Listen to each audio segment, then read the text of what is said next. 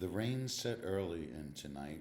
The sullen wind was soon awake, down for spite, and did its work. She listened with heart fit to break, and glided in Porphyria. Straight she cut the cold out and the storm, and kneeled and made the cheerless grate blaze up and all the cottage warm. Which done, she rose, and from her form withdrew the dripping cloak and shawl, and laid her soiled gloves by. The cheerless grate blaze up and all the cottage warm. The sullen wind was soon awake. It tore the elm tops down for spite, and did its worst to vex the lake. He listened with heart, and kneeled and made the cheerless grate blaze up through all the cottage warm.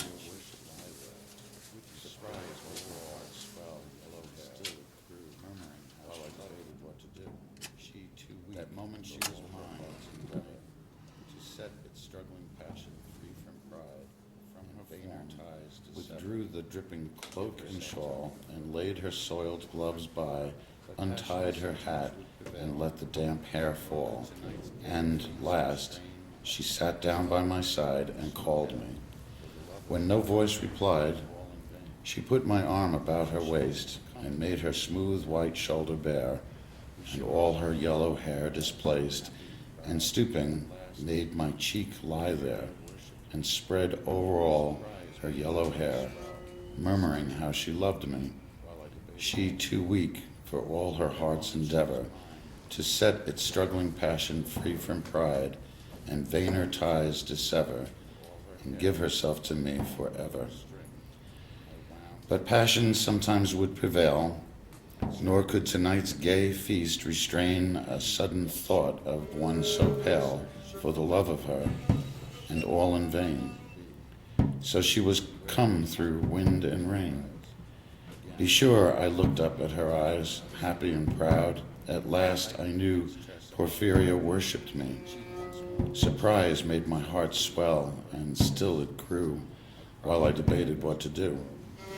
That moment she was mine, fair, perfectly pure and good. I found a thing to do, and all her hair in one long yellow string I wound 3 times her little throat around, and strangled her. No pain, thought she, but strangled her. Shed bud that holds it, strangled her. Early and again all night long the eyes we have not stirred, and strangled her. No pain, felt she. I'm quite sure she felt no pain. As a shut bud that holds a bee, I warily opened her lids. Again laughed the blue eyes without a stain. And I untightened the next tress about her neck. Her cheek once more blushed bright beneath my burning kiss. I propped her head up as before, only this time my shoulder bore her head, which droops upon it still. A smiling, rosy little head, so glad it has its utmost will, that all it scorned at once is fled, and I, its love, am gained instead.